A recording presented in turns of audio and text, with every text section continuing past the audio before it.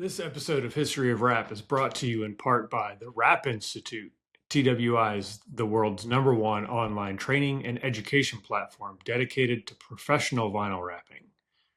TWI membership starting at just $99 a year gets you access, but upgrade to TWI Gold and receive access to the full Rap Institute library, including episodes of this very podcast. Upgrade to TWI Platinum and join a community of like-minded installers and business owners with access to behind-the-scenes content and more.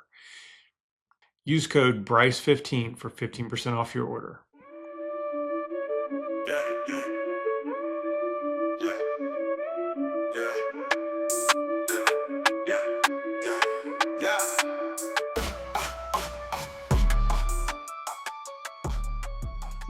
What's going on, everybody? Happy 2026. History of Rap is back, and this time I am looking to keep things rolling. I don't know if you guys remember those 4 episodes that I mentioned I had recorded and ready to edit. Well, this one is number 1, Chris Ulmer from Crystal Coast Graphics. After that, I sat down with David Schnorr twice. He had so many stories. We actually talked on 2 separate occasions. And so I've decided he's getting a 2-parter. He had a lot of good stories and a lot of good insight, so he's getting a 2-parter.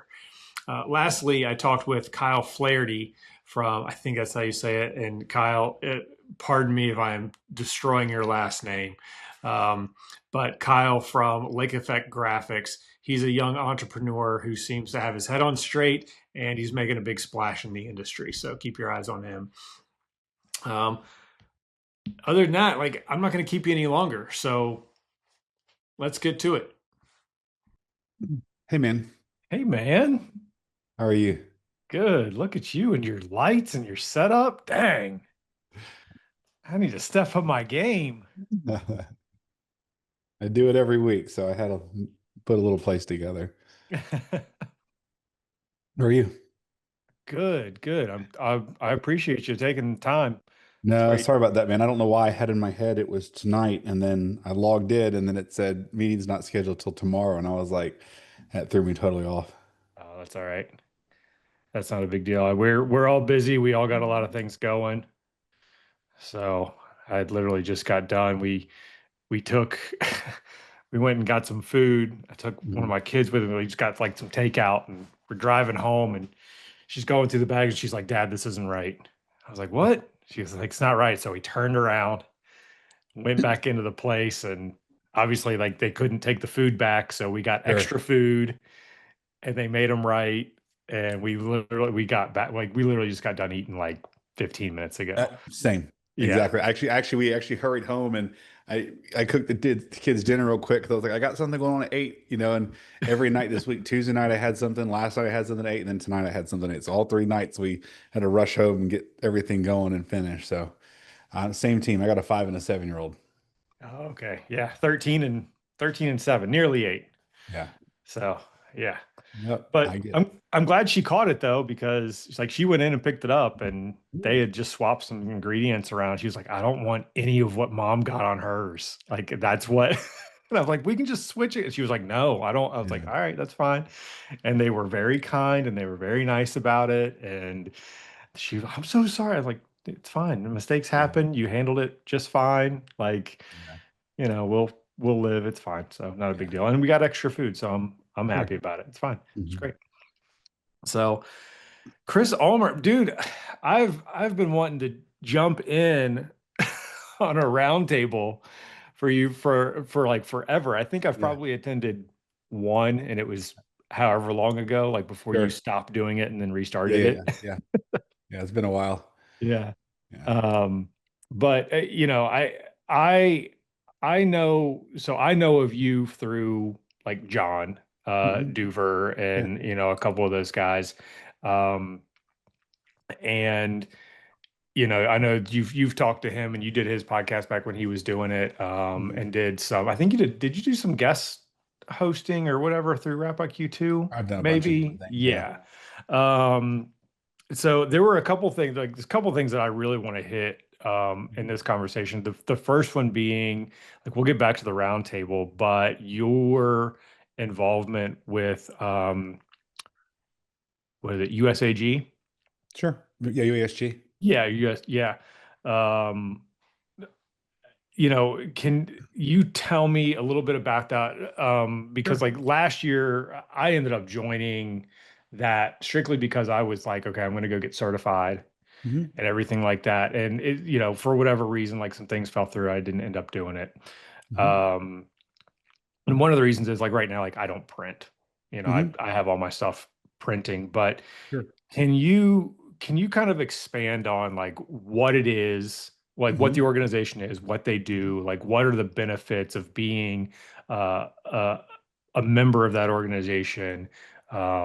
You know, why you want to do that and why you have your Hmm. certifications and things like that, and of course, what your role is. Sure.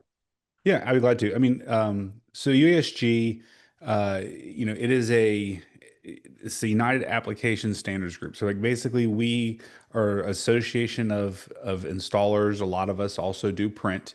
And our testing that we use is the 3M test, right? So UASG is slash 3M certified.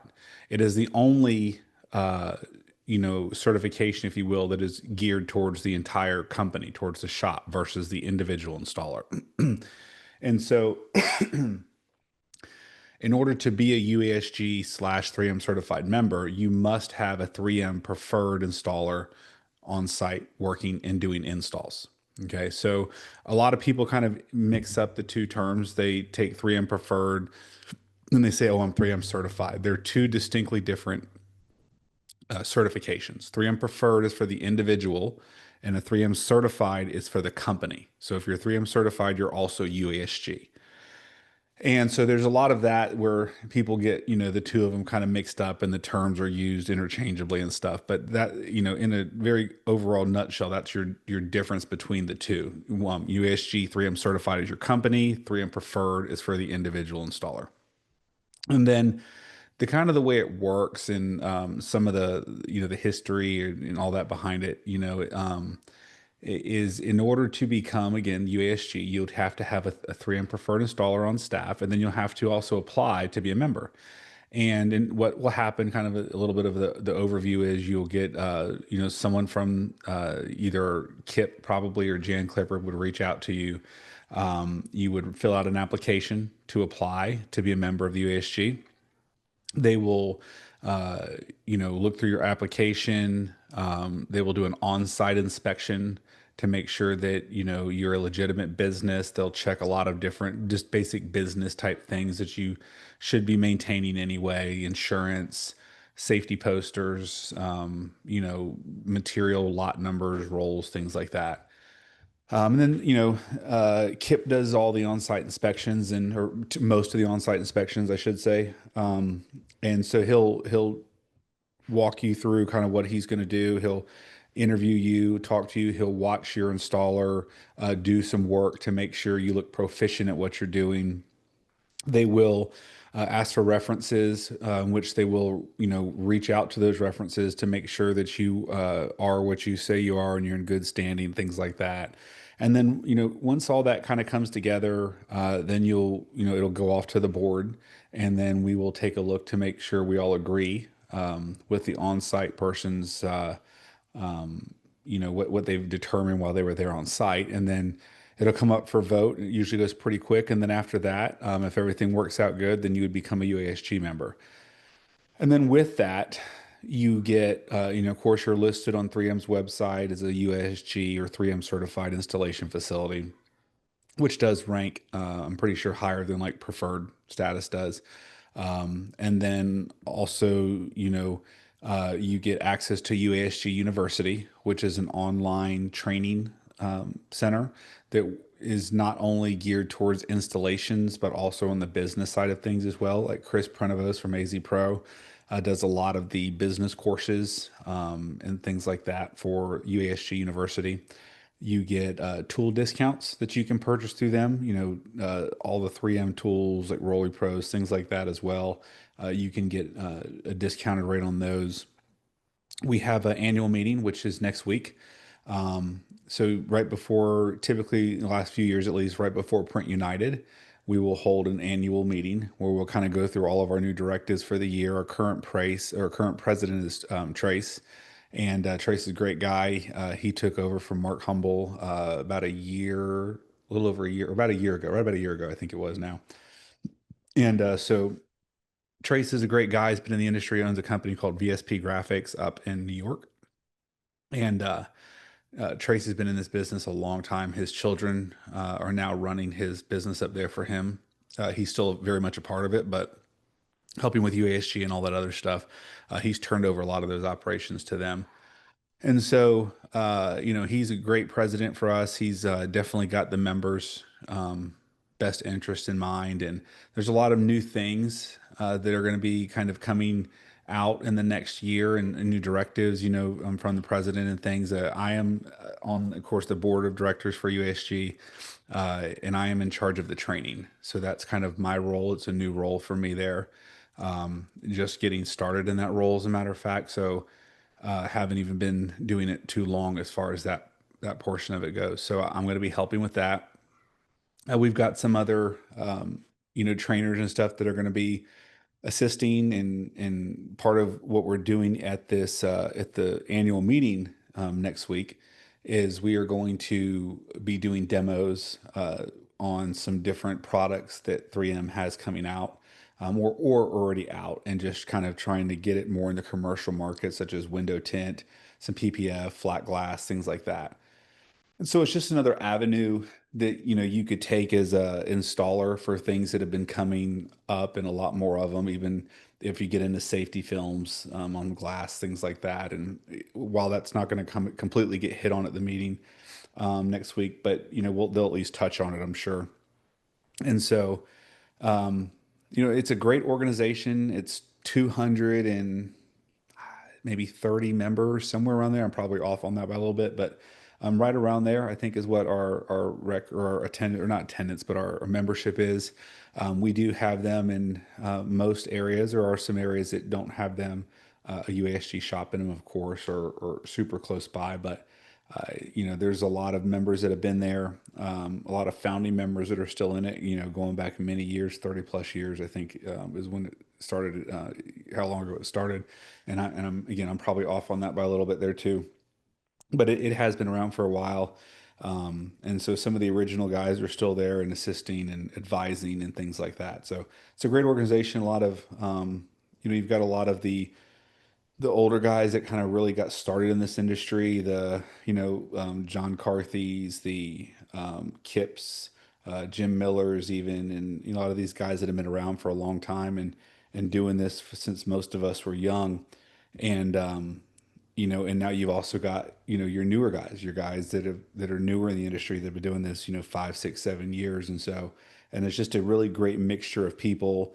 And there's a ton of knowledge in there. And, being a member is one thing, but like attending these events and meeting these other people and just getting a feel for, the passion in the industry that this group has, it's amazing.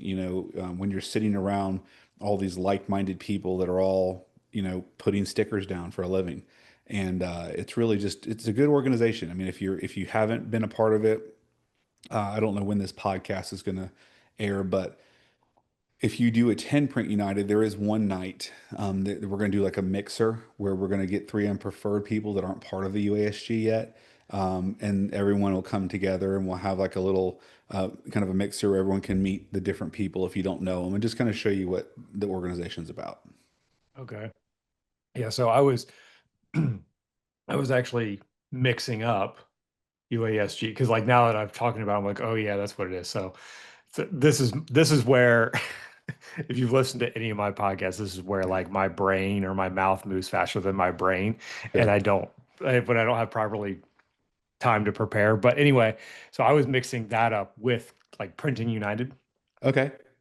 which is Sure. but now that you're talking about it, I'm like, oh yeah, UASG is like the 3M certified. You kind of can't have one without the That's other and right. all that kind Yeah. of, yeah. So that totally makes sense.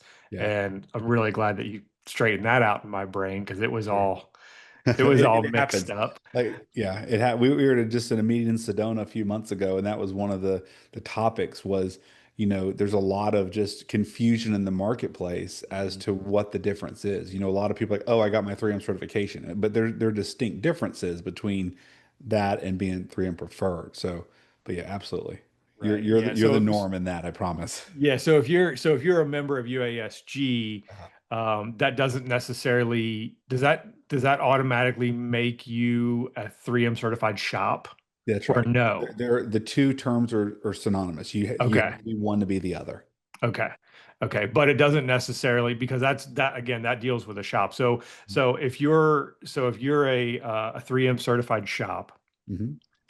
more than likely if you have a employees or installers, you want to send them to 3M training and things like that. Is it a requirement of the shop that your employees are 3M trained or at least at some point? That's right. So you have to have it currently, as of now, you must have at least one 3M preferred installer that must have taken their test at St. Paul. Okay. So if they tested at another location, then they would have to retest at St. Paul. So providing they've gone through 3M's training at St. Paul for like your windows, walls, and floors, your fleet graphics, those there, then you could apply to be in the UASG. Okay. Or even if you didn't have someone that had gone through that testing yet, you could still apply. You just couldn't get it until that person had been sent to test. So if you were in the process of sending somebody, if they were going to be sent whatever next month, and you wanted to go ahead and get the process started, you could go ahead and start the process with USG. And then once your installer received that the passing the test up at St. Paul, that installer would become preferred, and then they would be your listed installer for your company. And then if for any reason they left, then you would have 6 months in order to replace them or send someone else to test. If you're a shop owner and you are installing, then you can also go and do the test. But if you're a shop owner and you're not installing every day or, on a regular basis and you're just behind the scenes kind of thing, then you would need to send somebody else. It needs to be someone who's working with the install team or doing the installs on a regular basis. It's the one that's testing because, of course, the goal of that is to make sure we have competent people installing, not just one person went 20 years ago, doesn't even install anymore, and doesn't maybe have a good pulse on what the current installers are doing there. So a production manager or someone who's around the installers Sure. would be like on a daily basis would be a good candidate That's right. for that. Hmm. Um, Good. So that's good to know. And if you already have, so if you are a shop owner or you are in that production Hmm. manager role or whatever, and your shop wanted to become 3M certified, but you're already preferred at that point, do you kind of you bypass that testing phase and then That's go right. directly to the inspection phase? That's right. As long as they tested at St. Paul, Yeah. then they would still fill out their application, and then that would just initiate the next step from the UASG side. Okay. Good to know. It's good to Yeah, know it's in the great. future. So Yeah, that's no, and that's part of that's kind of one thing that because I know that I'm not the only person that confuses that. sure. So and then again, like You're and you're definitely the norm. yeah, that's very kind of you to say because I've probably grown up hearing that I'm anything but normal. Um, so the other thing I wanted to talk to you about is I guess your role with Printing United as well. Sure. So there you have that's where you can get your PDAA certification as an installer. That kind of goes back and focuses on the installer, correct?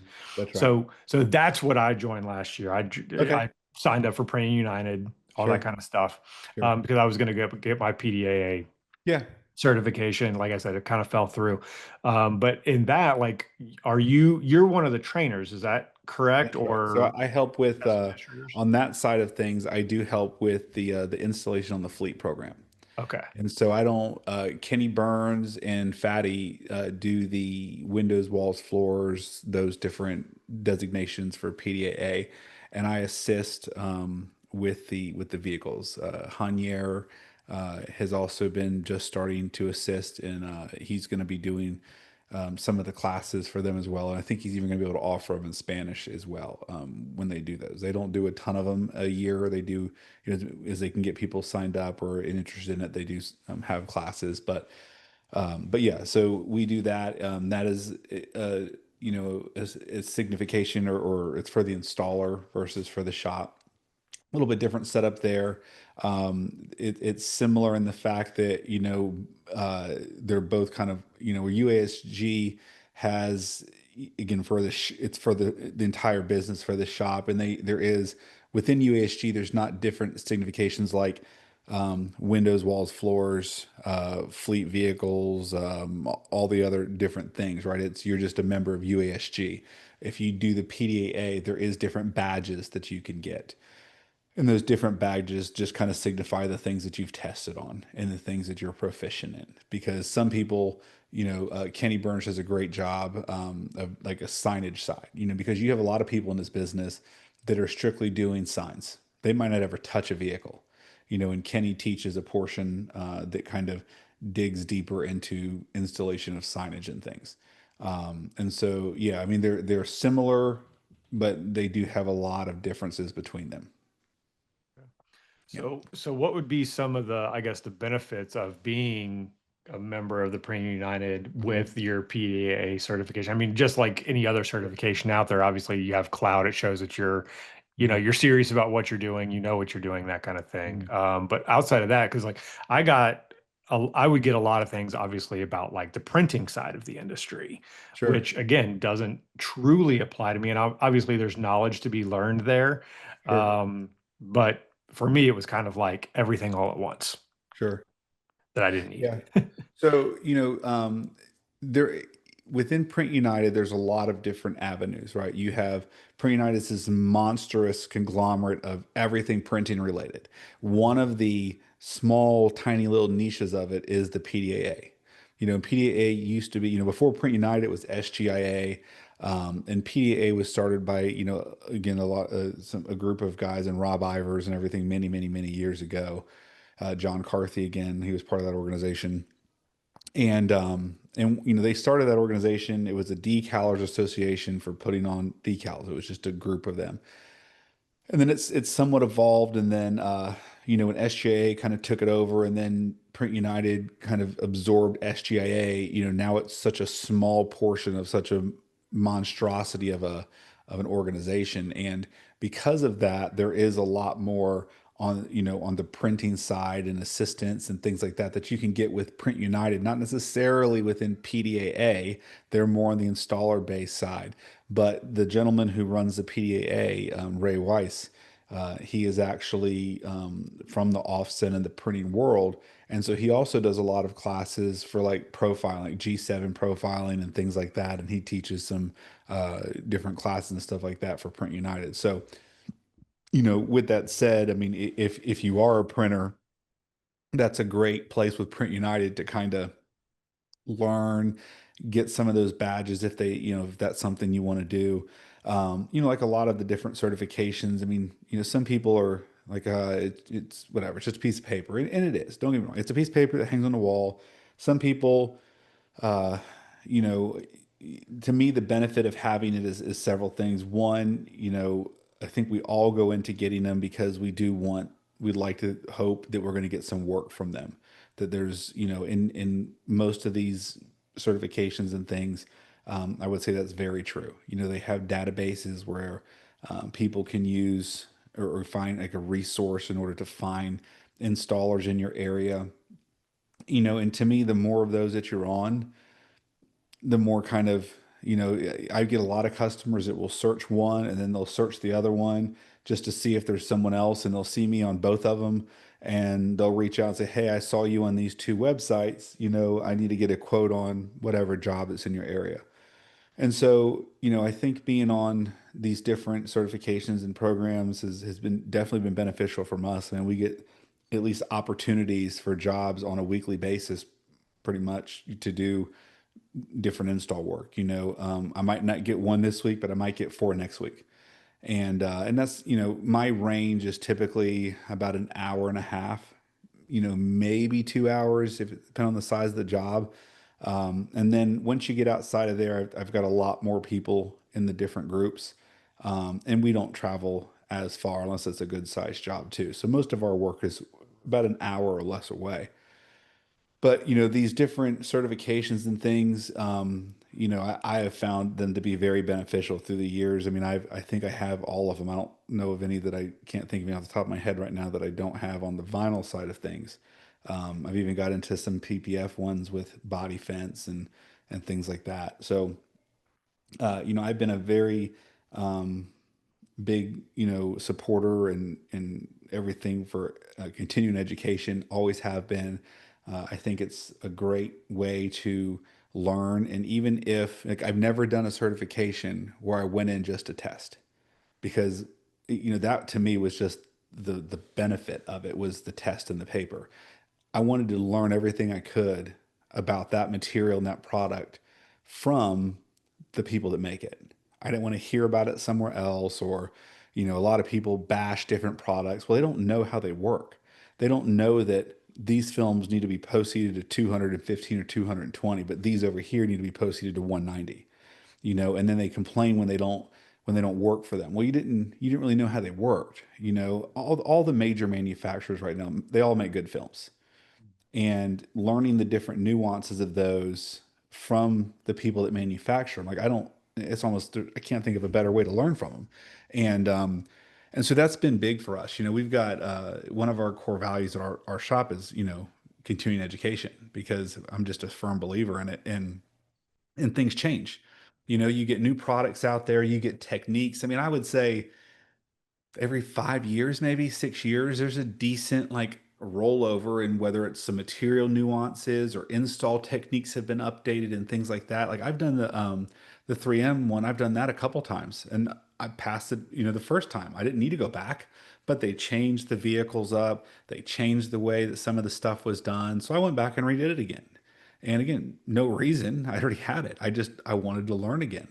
And then I bring that back to my shop, and I share that with our other installers and things that have been updated, and even some of they've all been to classes too, and they've done the same thing, and I pay for all that for them to go.